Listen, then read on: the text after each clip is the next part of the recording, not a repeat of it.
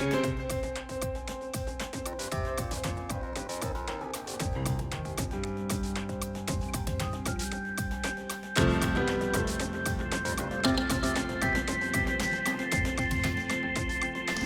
Ferreira, 3 years after the start of the bailout and reform program in Portugal, the Troika has left the country, and the EU Commission, together with the Eurogroup's finance ministers, claim the operation has been a success. Is Portugal rescued now? Well, I think it's a very good thing that the program is considered over, but personally I think the country is not better than before.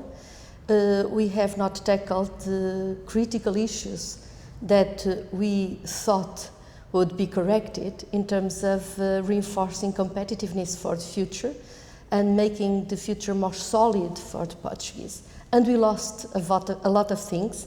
In particular, there is a lot of brain drain. We stopped investment and we lost a lot of wealth that had been very, very hard to build. So I don't agree with that summary. I really feel the opposite. But how did this come? The whole program was designed in order to improve the climate of investment, to improve the economy, to make Portugal more competitive. That was the basic reasoning for the whole process. That means, what you say means it was a completely failure?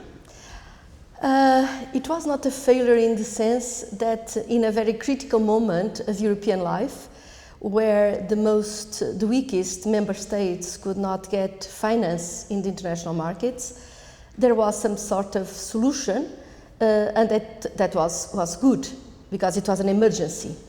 I think personally that we should reflect if the common currency can live without any mechanism that can intervene or support in when a crisis comes, because it will always come for the whole area or for a single member state. So in that sense, it was good that in a hurry, European countries managed to get a solution.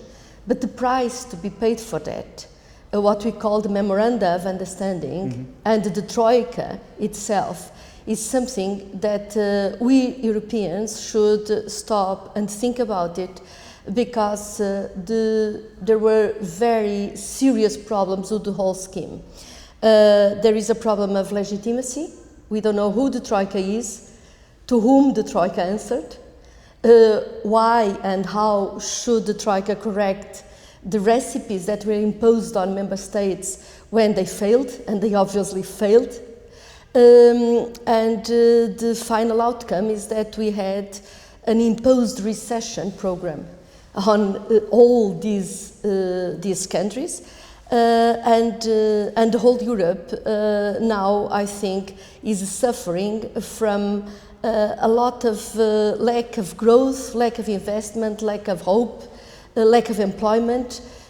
So I think this is an important phase for us Europeans to reflect on what is missing in the architecture of the Eurozone, because this was a problem of the Eurozone, a common currency with very different economies, having the same currency and no instruments for self-correction. So we have got to think about the future of the monetary union at the light of the consequences of this crisis. What does, as you say, the imposed recession program, what does it mean for the citizens in this country? For example, the voters in your constituency, what do they tell you? They don't understand Europe anymore. The Portuguese people were used to look at Europe as a friendly environment, because it is connected for us with the guarantee that no dictatorship would ever come after the revolution of 1974. It was also a sign of progress, a sign of true democracy.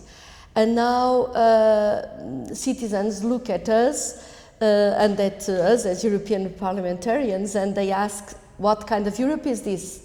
Did we do anything really wrong? People don't understand why they should be punished like they feel they are punished. Why do they feel punished? What has changed in their daily life? You know, the adjustment, what we call the adjustment, is just a massive reduction of wages, massive reduction of pensions, and this is very sensitive because when you are getting your pension, you don't have any mechanisms to fight against it. Mm-hmm. So it's very unfair because you have paid in for your future life. Then all the middle class is disappearing because it is squeezed with very, very heavy taxes and no jobs for young people. All the families have invested a lot in what was considered to be, and it was, the most difficult Portuguese problem, that was qualification of human resources. Mm-hmm. So we invested in university degrees and we made huge progress, but all of a sudden there is no jobs for any of those youngsters. Even if they are highly qualified? Particularly if they are highly qualified, and then because you are squeezing wages at the same time, you don't invest, there are no jobs, so they just immigrate. So this is a pure brain drain, and we are killing the conditions for future growth, because this is one of our structural weaknesses. And we did such an effort to fight against it and to rebuild our sources of competitiveness on different grounds. Mm-hmm. So there is a lot of disappointment, of disenchantment, and people don't know what is happening, because at the same time you realize that the big fortunes are still playing with the tax havens, with fiscal paradises, and so all this massive taxation is concentrating on the ones that cannot escape it, like workers, small business, small shops, and this is really killing the economy, and is seen as a very negative imposition, so to speak, on which Europe was not necessarily on the friendly side, but they are seen as very difficult creditors. When I put this question, why they have distributed the burden of the adjustment so unfair among different parts of society, when I've put this question to one official of the European Commission who is member of, or who was member of the Commission's delegation here in Lisbon, he answered me, well, we saw that this was unfair distributed, and we proposed to increase the inheritance tax and or to introduce a wealth levy, but it was the Portuguese government which said, no, we will never do this. And that's the reason why it has not been done. It was not our fault, it was the Portuguese who have decided to be unfair to their population. Well, this has become a kind of a blame game between the Troika and the governments that really supported the Troika. It was the case of the Portuguese government. And that is the reason why this is not compatible with true democracy or European politics. I work in a parliament where we demand for citizens to understand what is happening. And all this Troika, if you think about it, you see that you have three entities and a government. You have these three entities. The IMF answers to the General Assembly of the IMF, and you have the ECB that is independent, and you have the Commission that for these purposes is working as a kind of a technical staff or secretariat of the Eurogroup, which is an informal framework of ministers of finance of the Eurozone, who decides but doesn't have to answer anybody, not even the European Parliament.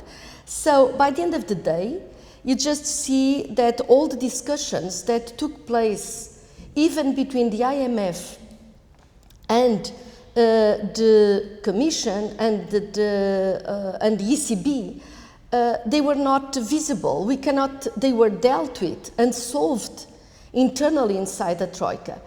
So when you see the kind of impositions that countries under the Troika and the MOU had to answer to, you are bound to think, so how come that such a violent agenda for 3 years or for 4 years didn't have its own mechanisms for self-correction or for discussion, and it was very difficult in the European Parliament to do what we have done, and I worked personally on that dossier, to have an inquiry to this Troika thing. But the inquiry came very late. No? At least since spring 2012, it was undeniable that the adjustment programs in Greece and in Portugal did more harm than good. Why did the European Parliament not intervene earlier? Well, the Socialists and Democrats, with whom I integrate, I work with that group, we were always very critical, very, very critical. We even made a kind of alternative Troika, and in the spring when we realized that the Troika in Greece was not functioning properly, we organized what we called an alternative Troika, and we went to Greece and we made a lot of speeches in the parliament trying to change the agenda. But the main groups, and in particular the majority, the right-wing majority, always refused to make this kind of inquiry. So it was only very late, and after the Cypriot problem, and when in the follow-up of the Cyprus critical decision of even taxing the deposits up to 100,000 euros, that actually the situation became so problematic that we managed to, also the right would agree and not block this kind of initiative. But the argument was a legalistic one, which is right. All this happened in an intergovernmental framework. So it's member states sitting together that have decided how to solve this problem. And it is one of the critical problems that we have to solve, because Europe is not an intergovernmental agreement. This is something different, something deeper. Mm-hmm. It's an institution, it's an institutional animal, not a joining of a group of member states. But all the Troika regime was away from the community method, what we call the community method. So in theory, none of these elements, and not even the Troika, they didn't have to answer to the European Parliament. But as a consequence, the officials who did the decisions and who worked with the government bodies in the capitals of the affected countries, they are not held accountable to anybody. To anybody. To no parliament, not even to the Court of Auditors. Isn't that the opposite of democracy? It is. Even the Commission, the European Commission, we asked several times, if you go through the notes that you have, and even in the internet, on the questions that were put, in particular to Mr. Olli Rehn, that was in charge, he replied to the European Parliament, when I belonged to Troika, I answered the Eurogroup. The Commission answers the European Parliament, but under that function, he was answering the Eurogroup, which answers to no one, so there is no democratic control of the whole structure. This is the reason why we have managed in this kind of report or inquiry report that the Parliament managed at last to get through under a lot of pressure from the Social Democrats. We managed to have a text in which we demand that now in the new Parliament and new Commission that we stop this Troika thing, that we put the ESM the system that was created, that we remove it from an intergovernmental framework and put it under a community framework, and that finally we should think for the future of transforming this ad hoc instrument into some sort of European monetary fund, like we have the International Monetary Fund, in order to create something of a community nature and not an intergovernmental structure that can help in the future to solve similar crises. Did you get any new answers in the hearing? Concrete answers, you mean? From the entities? No, from Olli Rehn. He just insisted on what he had said before. Olli Rehn said we commission answers to the Eurogroup, and then we asked the Eurogroup, and the Eurogroup, of course, it's a group of ministers of finance. They just replied, they just answered to their own national parliaments.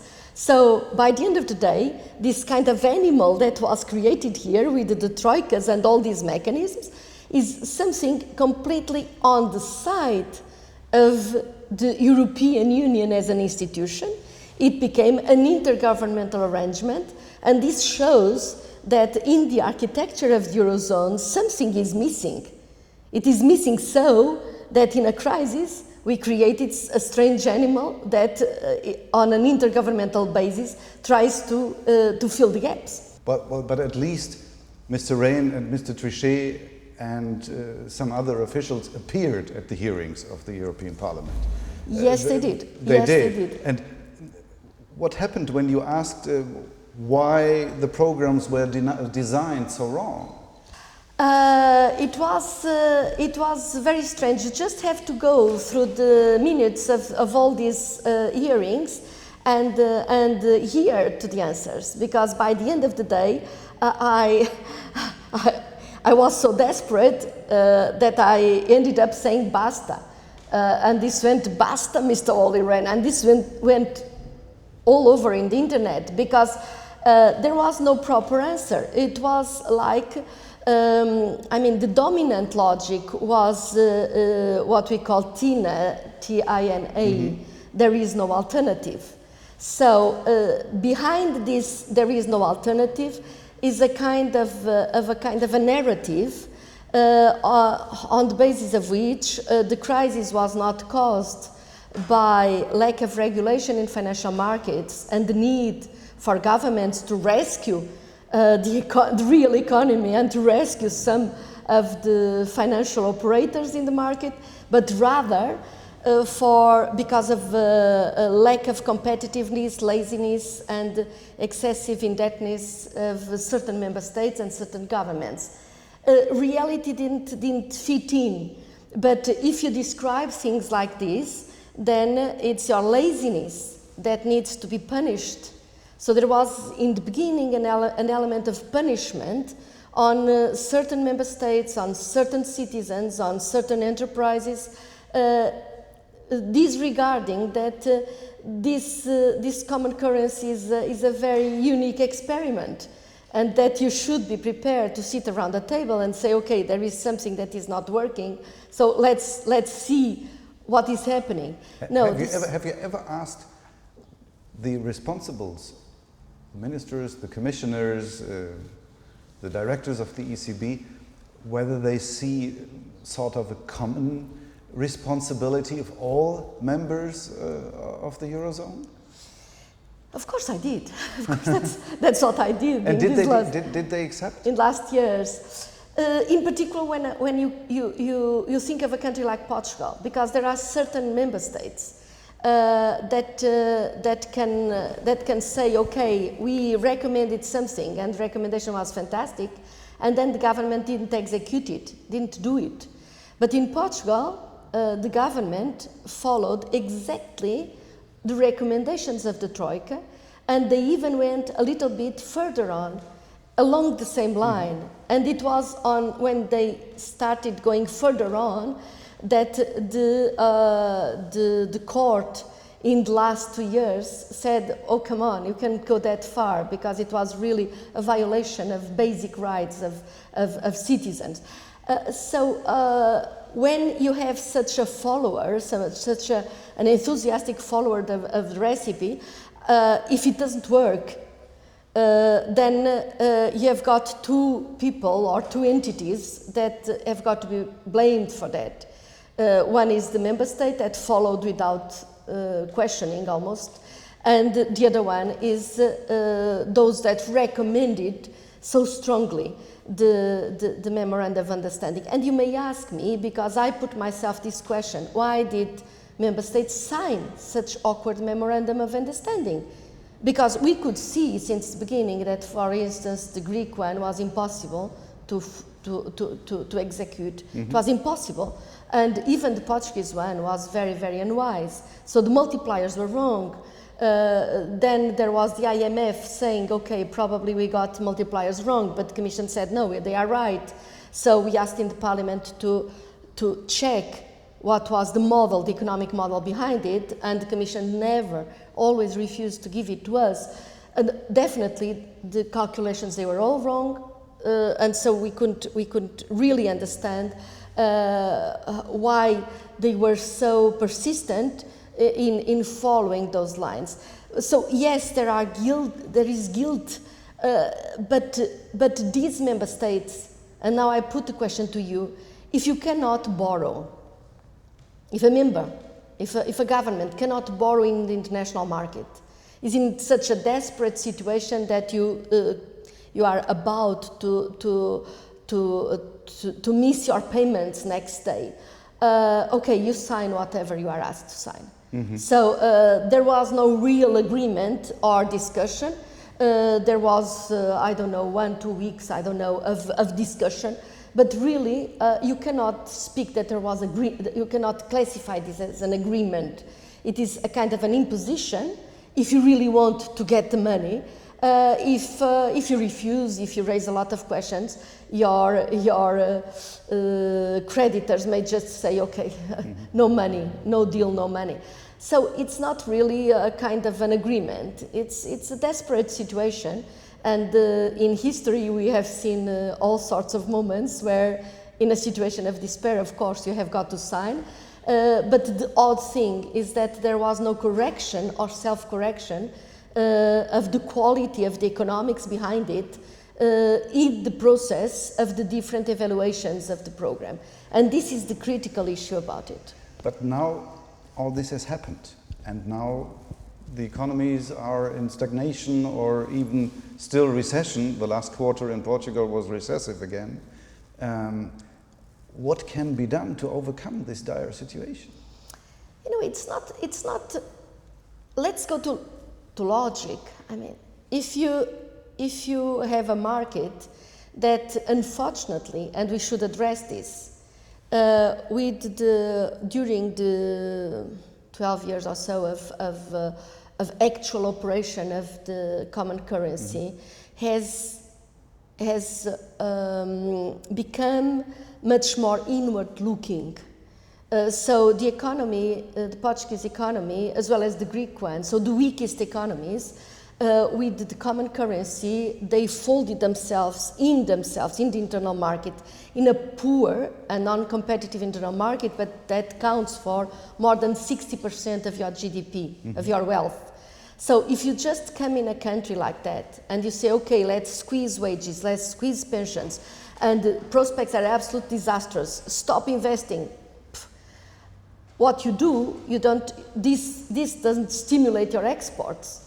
No. This only kills the prospects for your survival. So the problem with these measures were that they were too short in terms of timing, too strong in terms of the amount of adjustment demanded, and they were simultaneous in an internal market in Europe. But what can be done now? Now we've got to change. I mean, first, now I'm very pleased that I can speak with you, because for a long time it was not possible to have any discussion, logic discussion. And being able to discuss it, to think again about it, is in itself an advantage. Of course, we have got to have some engine to restart growth. Mm-hmm.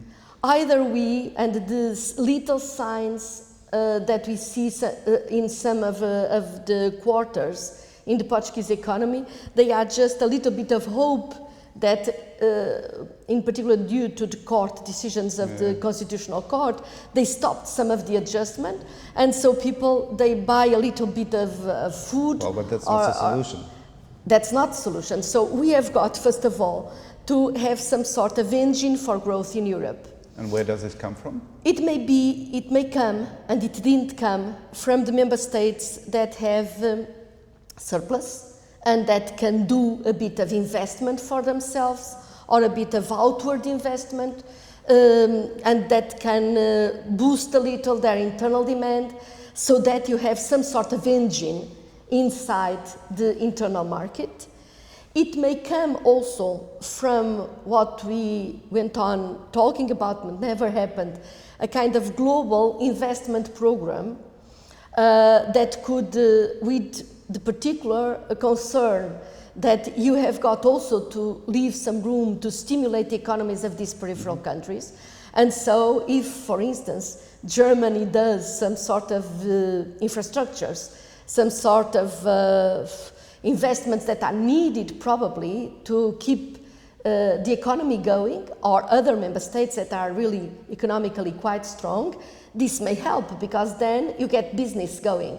And the Portuguese economy is now moving into Angola, in Brazil, outside. And this is one of the good elements, the good consequences of this crisis, is that all the Portuguese entrepreneurs now are again looking at the whole world and trying to get business out there instead of over-concentrating in Europe. And I think this is wise.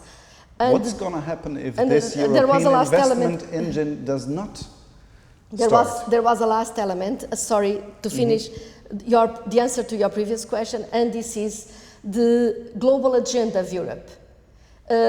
If you go to Brazil or to China or to India, everybody can tell you in the globalized world what is their offensive and defensive interests. What are their offensive and defensive interests? They behave as blocks that have a role to play in the globalized world. And sometimes I question, and I don't get the answer, what is European agenda in this globalized world? Do we want to keep producing something? Do you just want to import? Do we want to produce certain products that are important for the economy of the dominant countries? What is the agenda? Because that is, the engines, the true engines for growth nowadays are outside Europe. And if we don't address them as opportunities for everybody that is inside this small universe of Europe, then you are bound to have asymmetric impacts when you establish your currency, the exchange rate, when you do the bilateral deals between Europe and China, between Europe and Latin America, between Europe and African countries. The engines are outside. And so these three elements are absolutely crucial. So it's to stop this recessionary internal agenda. It's to ask for surplus countries to do something in terms of boosting the European economy. And lastly, to reassess the global agenda, because Europe is not a group of importers and producers fighting against each other, and the outcome of this fight cannot be the European agenda in globalization. Last question. Because the inquiry started so late, there was nearly no time for real investigation or evaluation, just very short visits. And the result is that many aspects of what the Troika has done, what the officials really have done in Athens, in Lisbon, in Nicosia, in Dublin, has not been investigated at all. For example, the forced privatization of the Greek banks, or of the Portuguese bank BPN, which will provoke losses in the range of billions of euros to these countries. It was not even mentioned in the final report. Will the new parliament start a new inquiry? I'll try to, but it is also true that unfortunately this difference in agenda between the moderate left and moderate right that has become very liberal was not clear enough for the European citizens. And again, we have a majority in the pro-European parties, we have a majority of the neoliberal or the right wing. So, and I recall, if you look at the ones that voted against the report, you have a lot of anti-European forces, but then in the pro-European forces, you have, for instance, the majority, I am not sure if it is the totality of pro-European forces, German members from the dominant parties, CDU and CSU. So we don't have, within the pro-European forces in the parliament, we have still, unfortunately, a majority of the right wing. And if this debate... To cover up what happened. Because if this debate doesn't reach a level, that's why I thank you very sincerely for putting this on your agenda, we will go back with the new parliament to what we had before, and this is a terrible difficulty in making such terrible subjects visible to the public in general, and to, in particular, to demonstrate that the TINA, that there is no alternative, it's just an excuse not to have a proper discussion on sound economic basis and sound political basis of how things happened. And this discussion is absolutely essential for the future of not only the Eurozone, but of Europe itself. Thank you very much. Thank you very much.